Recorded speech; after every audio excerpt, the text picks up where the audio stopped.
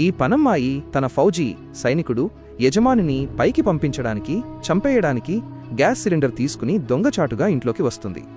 అప్పుడే ఆ ఫౌజీ మంచం వెనుక దాక్కుంటాడు. కాని ఈ పనమ్మాయి అతను అక్కడే పడుకుని ఉన్నాడనుకుని అతనిపై గ్యాస్ సిలిండర్తో పదే పదే కొట్టడం మొదలుపెడుతుంది. అయితే అక్కడ పడుకున్నది ఫౌజీ కాదు, అతని బొమ్మ పుత్తోలిక. కాని ఈ అమాయకపు పనమ్మాయి ఆ బొమ్మపైనే గ్యాస్ సిలిండర్తో గట్టిగా బాదుతూ ఉంటుంది.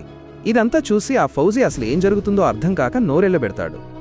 ఆ తరువాత ఈ పనమ్మాయి గ్యాస్ సిలిండర్ను అక్కడ పెట్టి బయటకు వెళ్ళిపోతుంది.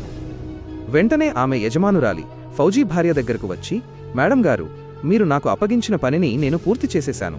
కాబట్టి మీరు నాకు ఇస్తానన్న 5 లక్షల రూపాయలిచ్చేయండి అని అడుగుతుంది. అప్పుడు యజమానురాలు, నువ్వు చాలా తెలివిగా పని పూర్తి చేశావు.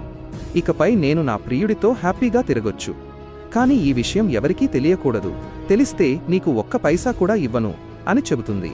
దానికి ఆ పనమ్మాయి, ఆ టెన్షన్ మీకొద్దు, నేను చూసుకుంటాను అని అంటుంది. కాని ఈ మాటలన్నీ ఆ ఫౌజీ వింటూనే ఉంటాడు. ఆ తర్వాత అతను వీరిద్దరికీ బుద్ధి వచ్చేలా ఒక పని చేస్తాడు. అది చూసే ముందు, ఆగునైనా, నన్ను చూసి విస్మరించకు, లేకపోతే నీకు చెడు సమయం వస్తుంది. ఒక్కసారి కామెంట్లలో హర్ హర్ మహాదేవ్ అని రాసి వీడియోకి ఒక లైక్ చేసి ఛానల్ను సబ్స్క్రైబ్ చేయి. నీ ప్రతి కోరిక నెరవేరుతుంది.